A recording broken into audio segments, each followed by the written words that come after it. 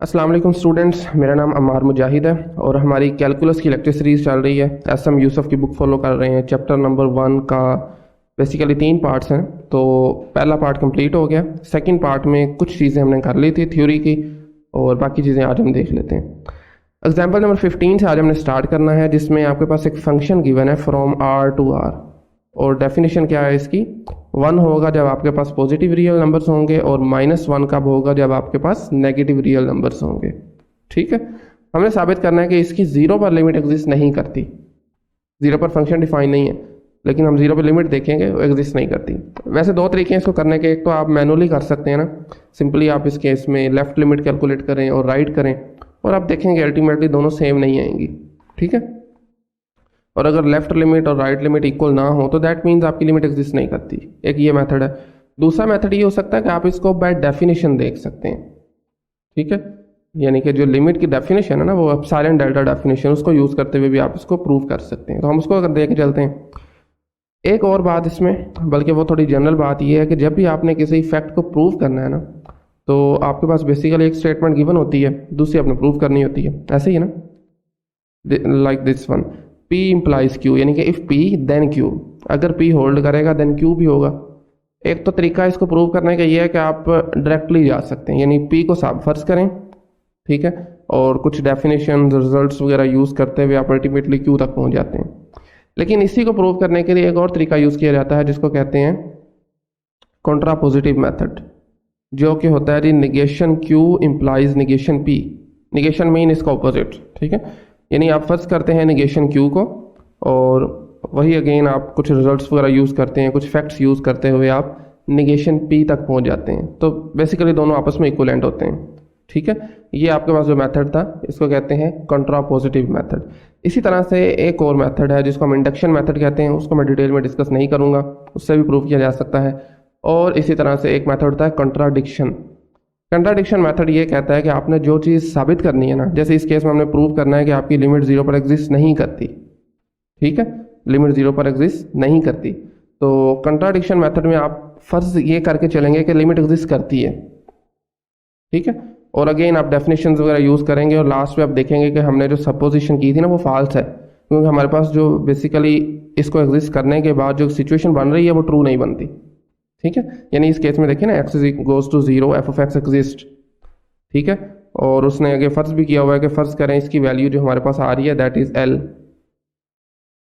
ये इसने लिखा हुआ, ये चीज़ हमने फर्ज कर ली। देन अगर ये एग्जिस्ट करेगी और इसकी वैल्यू l होगी देन डेफिनेशन अप्लाई हो सकती है सिंपली, यानी किसी भी epsilon greater than 0 real number के लिए कोई डेल्टा हमें मिल जाएगा सच दैट आपके पास f of x minus l की absolute value less than epsilon whenever your x minus 0। यहाँ पर 0 क्या है, क्योंकि 0 पे हम लिमिट बेसिकली फाइंड आउट करना चाह रहे हैं। ठीक है, या इसी बात को अगर मैं आपको थोड़ा सा चेंजिंग करके लिख कर दूँ तो हमारे पास बेसिकली बनेगा, जब आपका x बिलोंग करेगा ना इंटरवल से माइनस डेल्टा टू डेल्टा।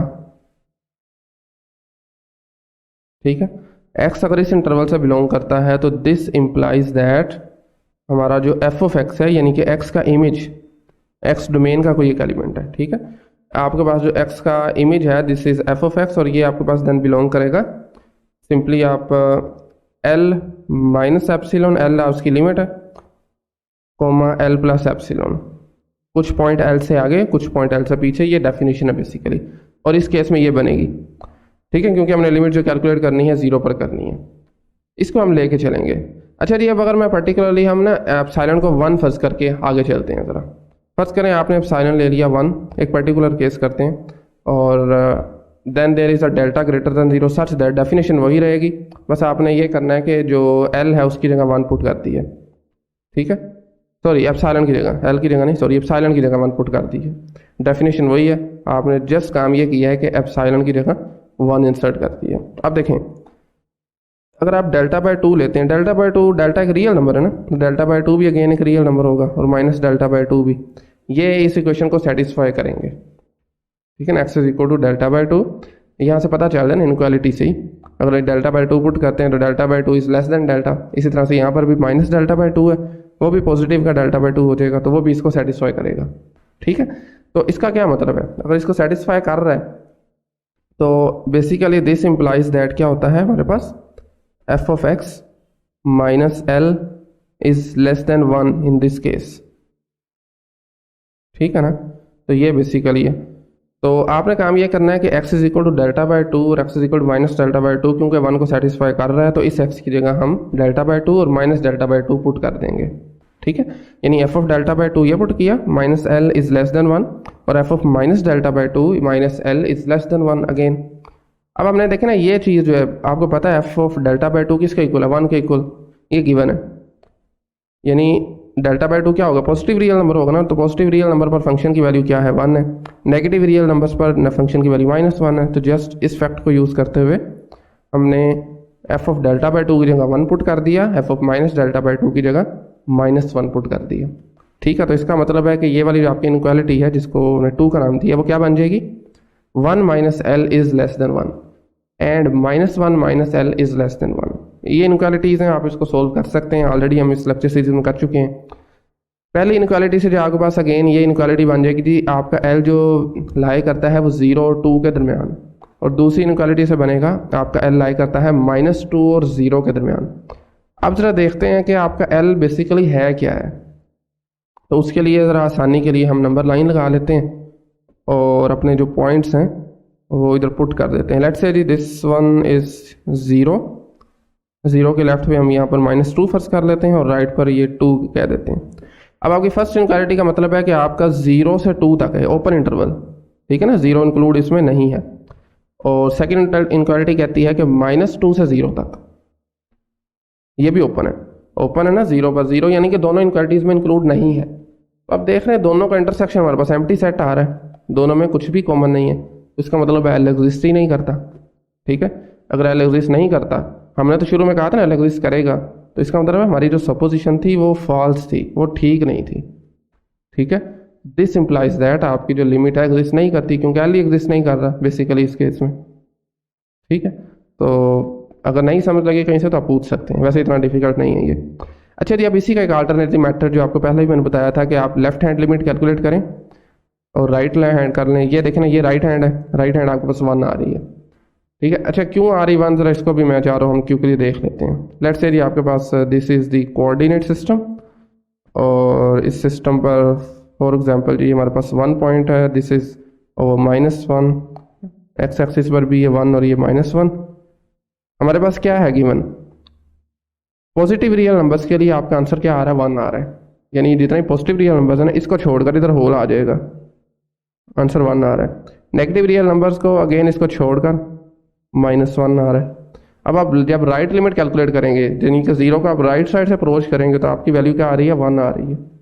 ठीक है ना, तो ये 1 आ गया। इस तरह से 0 को जब आप लेफ्ट साइड से अप्रोच करेंगे ना, लेफ्ट साइड से ऊपर फंक्शन डिफाइन नहीं है और नीचे चला गया, तो नीचे क्या वैल्यू आ रही है, -1 आ रही है। क्योंकि दोनों इक्वल नहीं है, दैट मीन्स आपके पास जो लिमिट है इसकी 0 पर वो एग्जिस्ट नहीं करती। ठीक है, ओके नेक्स्ट चलते हैं जी। हमारे पास एक थ्योरम है और इसको आप याद रख लें, प्रूव करने की कोई ऐसा ज़रूरत नहीं है अभी इस लेवल पर।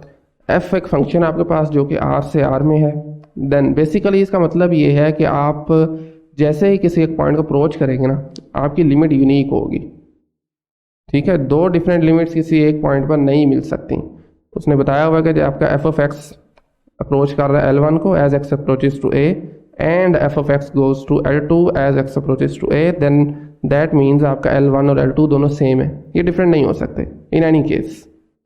ठीक है, तो लिमिट बेसिकली आपकी यूनिक है। प्रूफ को भी देखना चाहें तो देख सकते हैं, जस्ट डेफिनेशन यूज़ की हुई है। अच्छा जी, इसके बाद हमारे पास कुछ थ्योरम्स आते हैं लिमिट्स के बारे में। ठीक है, चूंकि हमने लिमिट आगे जाके कैलकुलेट भी करनी है तो कुछ बुनियादी बातें इसके बारे में। सबसे पहला थ्योरम 1.30, अगर आपके पास फंक्शन कांस्टेंट है ना, f of x is equal to c, कुछ भी हो सकता है सी की वैल्यू, लेट्स से मैं 2 कह देता हूँ, तो आप किसी भी पॉइंट पर जब इसकी लिमिट कैलकुलेट करेंगे तो चूंकि ये कांस्टेंट है तो ये यही रहेगा।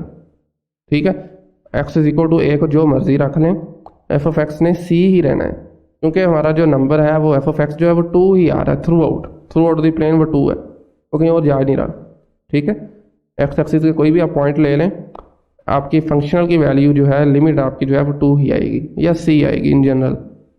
ठीक है, ओके सो इसी तरह से नेक्स्ट हमारे पास है जी आइडेंटिटी फंक्शन। मैं ज़रा इनको ना ग्राफ भी ड्रा कर देता हूँ ताकि समझने में थोड़ी ज़रा आसानी रहे। तो हमारे पास जो आइडेंटिटी फंक्शन होता है ना, बेसिकली ऐसा फंक्शन जिसकी इनपुट और आउटपुट दोनों सेम हो। ठीक है, दिस वन फॉर एग्जांपल अगर आप इसमें 1 इंसर्ट करते हैं तो 1 के आपको कोरस्पॉन्डिंग वाई एक्सिस पर भी 1 ही मिलेगा। आप इसमें 2 पुट करते हैं तो 2 के कोरस्पॉन्डिंग आपको वाई एक्सिस पर भी 2 ही मिलेगा। ठीक है, तो इसका क्या मतलब है, आप जब इसकी जिस पॉइंट पर भी लिमिट कैलकुलेट करेंगे तो वो आपकी उस पॉइंट पर फंक्शन की वैल्यू आ जाएगी। ठीक है, limit x goes to a f of x is equal to, अच्छा यहाँ पर मिस्टेक है थोड़ी सी ना, इसका आपने थोड़ा ख्याल करना है ज़रा। बेसिकली हाँ ठीक है, ओके ओके। देखें मतलब मिसाल के तौर पर आप इसकी कैलकुलेट करना चाहते हैं जी लिमिट लेट से 3 पर कैलकुलेट करना चाहते हैं एफ ऑफ एक्स की। ठीक है, तो इस ए की जगह 3 आ जाएगा तो सिंपली एफ ऑफ 3 आएगा। F of 3 basically equal to 3 है। ठीक है, दैट्स फाइन। ठीक है, ए ही आएगा इनफैक्ट। जिस पॉइंट पर आप लिमिट कैलकुलेट करना चाहते हैं वो ये पॉइंट आ जाएगा क्योंकि इसकी इनपुट और आउटपुट दोनों सेम है। ठीक है, अच्छा आगे चलें जी। जब आपके दो फंक्शंस ऐड हो रहे हों या सब्ट्रैक्ट हो रहे हों जस्ट लाइक दिस वन, उनकी लिमिट्स भी आपस में उसी तरतीब के साथ ऐड या सब्ट्रैक्ट हो जाएंगी। सिंपल, दो फंक्शंस हैं, एक आपके पास है जी एफ ऑफ एक्स और दूसरा है g of x. F of x की लिमिट जो है एल है, जी ऑफ एक्स की एम है। अब आपने एफ ऑफ एक्स और जी ऑफ एक्स को ऐड करना है तो इनकी लिमिट देन कैलकुलेट करें तो एल प्लस एम आ जाएगी। ठीक है, इसी तरह से माइनस करेंगे तो एल माइनस एम आ जाएगी। सिंपल। इसी तरह से लिमिट ऑफ अ प्रोडक्ट, बिल्कुल एडिशन की तरह अगर आपके दो फंक्शंस मल्टीप्लाई हो रहे हैं और उनकी आपको लिमिट पता है, जैसे इस केस में एल है, इस केस में एम है, फंक्शन को जब आप मल्टीप्लाई करेंगे f of x times g of x तो इनकी जो लिमिट्स हैं वो भी आपस में मल्टीप्लाई हो जाएंगी। ठीक है, सिंपली एल मल्टीप्लाई एम, यानी आप इसको पहले लिमिट एफ ऑफ एक्स के साथ भी कैलकुलेट कर सकते हैं देन जी ऑफ एक्स के साथ करें। एफ ऑफ एक्स वाली लिमिट क्या है, इसकी जी एल है, जी ऑफ एक्स वाली एम है, तो अल्टीमेटली आपको बस एल टाइम्स एम आ जाएगा।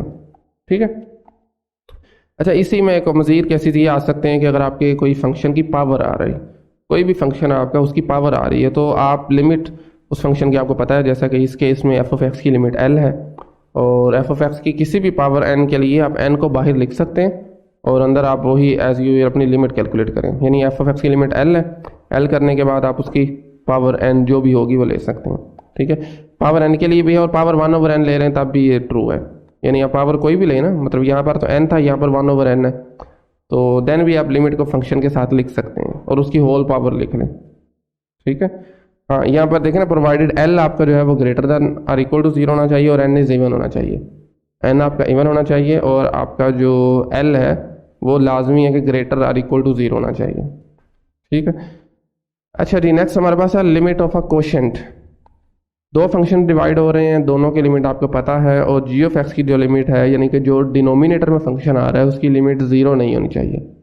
ठीक है, लिमिट उसकी नॉन ज़ीरो होनी चाहिए। देन आपने क्या करना है, दोनों फंक्शन के डिवीजन की जब आपने लिमिट फाइंड करनी है तो सिंपली उनकी लिमिटिंग वैल्यूज़ को डिवाइड कर देना है। दैट्स ठीक है, सिंपल है ये बिल्कुल। लिमिट ऑफ इनक्वालिटीज़, यानी आप लिमिट कैलकुलेट कर रहे हैं x goes to a, f of x l limit है इसकी और जी ऑफ एक्स की लिमिट आपके पास एम है और आपके पास गिवन है कि फंक्शन जो एफ ऑफ एक्स है ना वो तमाम अपने जो क्या कहते हैं उसको डोमेन में एफ ऑफ एक्स जो फंक्शन है वो जी ऑफ एक्स से छोटा है। ठीक है, f of x basically F of x होता है ना, ये फंक्शन की हाइट होती है एट पॉइंट एक्स। ठीक है, जी ऑफ एक्स जो होता है वो भी अगेन हाइट होगी, तो एफ ऑफ एक्स अगर छोटा है तो इनकी लिमिट भी बिल्कुल उसी तरतीब के साथ छोटी या बड़ी हो जाएंगी। एफ ऑफ एक्स छोटा है तो इसकी लिमिट भी आपके पास जो एक नंबर आएगा वो छोटा नंबर होगा, एम जो जी ऑफ एक्स की लिमिट है वो बड़ा नंबर होगा। ठीक है, इसी तरह से नेक्स्ट हमारे पास थ्योरम्स हैं। अच्छा ये जितने भी थ्योरम्स हम पढ़ रहे हैं सिंपल स्टेटमेंट्स आपने याद रखनी है क्योंकि एक्सरसाइज में हमने इन सब को यूज़ करना है कहीं ना कहीं। ठीक है, नेक्स्ट थ्योरम हमारे पास आता है जी sandwich theorem. Sandwich theorem basically इसका आइडिया भी सैंडविच से ही आया। देखें 3 फंक्शन आपके पास, एफ जी और एच का नाम दिया हमने उनको। ठीक है, किसी ओपन इंटरवल में लेट्स से वो आप कह सकते हैं कि डिफाइन है, यानी कि ये ओपन इंटरवल आपके पास ए माइनस के और ए प्लस के, और इनकी तरतीब कुछ इस तरह से है कि एफ ऑफ एक्स सबसे छोटा फंक्शन है, जी ऑफ एक्स उससे बड़ा है और एच ऑफ एक्स सबसे बड़ा है। ठीक है, अपनी डोमेन के अंदर। देन क्या होगा जी, आपके पास लिमिट एफ ऑफ एक्स की गिवन है, एच ऑफ एक्स की भी गिवन है, यानी बाउंड्री वालों की लिमिट गिवन है। एफ ऑफ एक्स की भी गिवन है, इसकी एल है और इसकी आपके पास एच है। जी ऑफ एक्स क्योंकि इन दोनों के दरमियान सैंडविच हुआ पड़ा है तो इसकी लिमिट भी एल आ जाएगी। ये आपके पास सैंडविच थ्योरम होता है। यानी अच्छा, इस फैक्ट को भी हम यूज़ करेंगे। आपके पास तीन फंक्शंस हैं, तीनों में एक ये रिलेशन है कि आपका एक फंक्शन छोटा है, दूसरा उससे बड़ा है, तीसरा उससे बड़ा है। साइड वाला जो फंक्शन है सबसे छोटा और सबसे बड़ा, अगर उनकी लिमिट एल है तो दरमियान में जो सैंडविच हुआ है ना फंक्शन, यानी इस केस में जी ऑफ एक्स, उसकी लिमिट भी एल होगी। ठीक है, ये सैंडविच थ्योरम है। अच्छा जी, इसी तरह से हमारे पास ज़ीरो लिमिट थ्योरम है। कोई भी फंक्शन आपके पास, किसी भी फंक्शन के लिए एफ ऑफ एक्स फंक्शन लिया हुआ उसने, एब्सोल्यूट वैल्यू के लिए किसी पॉइंट पर अगर लिमिट जीरो कब आएगी, इफ़ एंड ओनली इफ आपके पास सिंपली एफ ऑफ एक्स पर लिमिट जीरो आ रही है। ठीक है ना, यानी एब्सोल्यूट वैल्यू पर जीरो उसी सूरत में आ सकती है जब आपके पास सिंपल फंक्शन की लिमिट जीरो आ रही है, इफ़ एंड ओनली इफ के साथ है। यानी अगर आप लेफ्ट से राइट जाना चाहें तब भी ट्रू है, राइट से लेफ्ट जाना चाहें तब भी ट्रू है। इसे कहते हैं नेसेसरी एंड सफिशिएंट कंडीशन। ठीक है, एक और ना, यहाँ पर एक और इम्पोर्टेंट प्रॉपर्टी है और वो हमें ये बताती है कि आपके पास limit x goes to a, log के अंदर फंक्शन है ना, जो आप अपनी लिमिट भी लॉग के अंदर लेके जा सकते हैं, बट प्रोवाइडेड दैट कि आपकी जो लिमिट की वैल्यू है वो ग्रेटर देन जीरो होनी चाहिए। अगर ये नेगेटिव होगी तो आप जानते हैं लॉग के अंदर नेगेटिव बेसिकली डिफाइन नहीं है। ठीक है, अगर आपकी लिमिट ग्रेटर देन जीरो है देन आप उसको लॉग के अंदर जाके भी कैलकुलेट कर सकते हैं। ओके, तो ये कुछ प्रॉपर्टीज थी। तो अब हम नेक्स्ट एग्जांपल, जैसे आपके पास 16 है, इसमें एक उसने सिंपल सी एग्जांपल दी हुई है। फंक्शन एक गिवन है, लीनियर फंक्शन है, f of x is equal to c x plus d. आपने लिमिट फाइंड करनी है इसकी एट पॉइंट लेट्स से ए पर, और ऊपर वाली जो प्रॉपर्टीज है ना बेसिकली इसमें उसको यूज़ किया हुआ है। ठीक है, सी एक्स प्लस डी है तो एक्स पर आप मतलब आपने ए पर लिमिट इसकी फाइंड करनी है, तो सबसे पहले आप प्रॉपर्टी यूज़ करेंगे एडिशन की।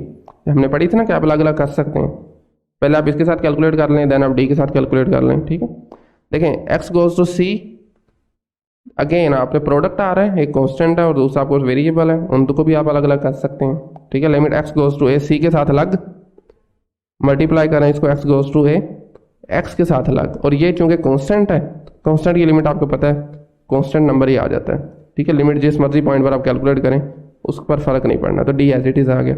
नेक्स्ट देखें जी, ये अगेन कांस्टेंट है, सी एज इट इज आ जाएगा, x goes to a identity function है, तो जो आपके पास लिमिट होगी वही आंसर आ जाएगा, तो ए आंसर आ जाएगा इस केस में, that is c a plus d. ठीक है, ये आप ऑलरेडी कर चुके हैं इंटरमीडिएट में, इसलिए इसको मैं ज़्यादा फोकस नहीं कर रहा। अच्छा जी, बहरहाल नेक्स्ट हमारे पास इसी तरह से कुछ और एग्जांपल्स आती हैं। जैसे यहाँ पर देखें, जब भी आपके पास कोई ऐसा फंक्शन आ जाए ना जो कि हमारे पास किसी पर्टिकुलर सेट ऑफ वैल्यूज़ के लिए अनडिफाइंड हो रहा हो, जैसे इस केस में आपके पास x3 के लिए अनडिफाइंड हो रहा है और हमने लिमिट भी 3 पे कैलकुलेट करनी है, देन आप ये कर सकते हैं, इसको थोड़ा सिंप्लीफाई कर लें। ठीक है, क्योंकि अगर हम 3 डायरेक्ट पुट करते हैं और आप जानते हैं ये 0/0 फॉर्म बन जाएगी। ठीक है, विच इज़ 0/0 फॉर्म बन जाएगी। तो अगर ऐसी फॉर्म आपके पास बन जाए तो इस केस में हमने क्या करना है कि फंक्शन को थोड़ा सा सिंप्लीफाई कर लेना है।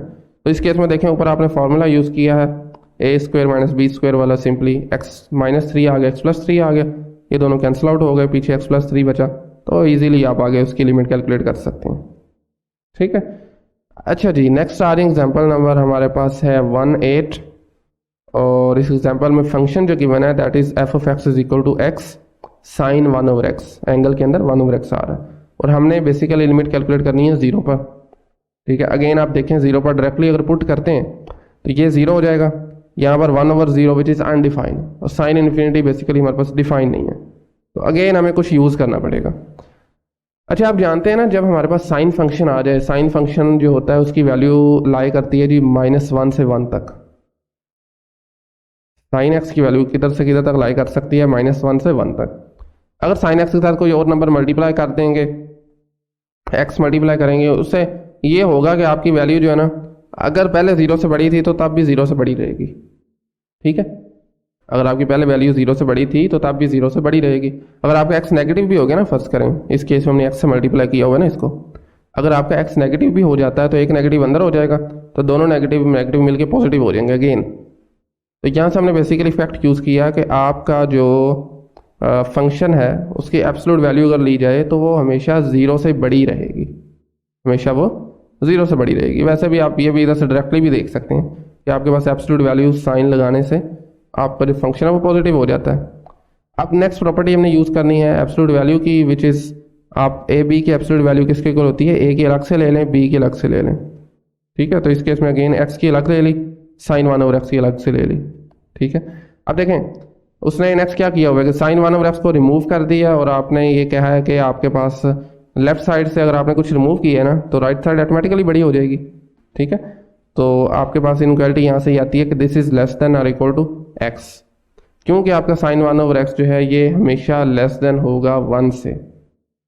साइन 1 ओवर एक्स क्या होगा, लेस देन, मैक्सिमम तो 1 हो सकता है ना, और एब्सोल्यूट वैल्यू की वजह से मिनिमम 0 हो सकता है, 0 से नीचे भी नहीं जा सकता। ठीक है, 1 से ये हमेशा लेस होगा, तो इसलिए आपकी इनक्वालिटी यहाँ पर ये लेस देन इक्वल टू आ जाएगी। ठीक है, अब हम ये कह सकते हैं कि आप 0 और x को आप लिखा हुआ उसने place the role of f and h in sandwich theorem, यानी सैंडविच थ्योरम हमारे पास 3 फंक्शन थे, इस केस में आप f को 0 ले लें और आपका जो h है उसको हम x का मोड ले लेते हैं, और g आपके पास फंक्शन आ जाएगा ये वाला। ठीक है, तो नेक्स्ट हमने जस्ट सैंडविच थ्योरम को यूज़ करना है। ये लिमिट ऑलरेडी 0 है, x पर लिमिट भी 0 होगी, जब आपने 0 पर लिमिट फाइंड करनी है ना तो x की जगह 0 पुट करेंगे, 0 हो जाएगी। क्योंकि साइड वाली दोनों 0 हैं तो अल्टीमेटली आपकी जो g ऑफ x है, यानी इस केस में x साइन 1 ओवर x वो भी 0 हो जाएगी। ठीक है, बाय यूजिंग सैंडविच थ्योरम, ये आपने रेफरेंस जरूर देना है साथ। ठीक है, वेल सो आई थिंक आज हम यहीं पे वाइंड आउट करते हैं। नेक्स्ट लेक्चर में हम स्टार्ट करेंगे infinite limit at finite point. ठीक है, बहरहाल इसको नेक्स्ट लेक्चर में ही देखेंगे। आज के लिए इतना ही। कोई क्वेश्चन कोई क्यूरी आपके आज के लेक्चर से मुतालिक तो कमेंट सेक्शन ओपन है, हमेशा आप पूछ सकते हैं। So thank you very much.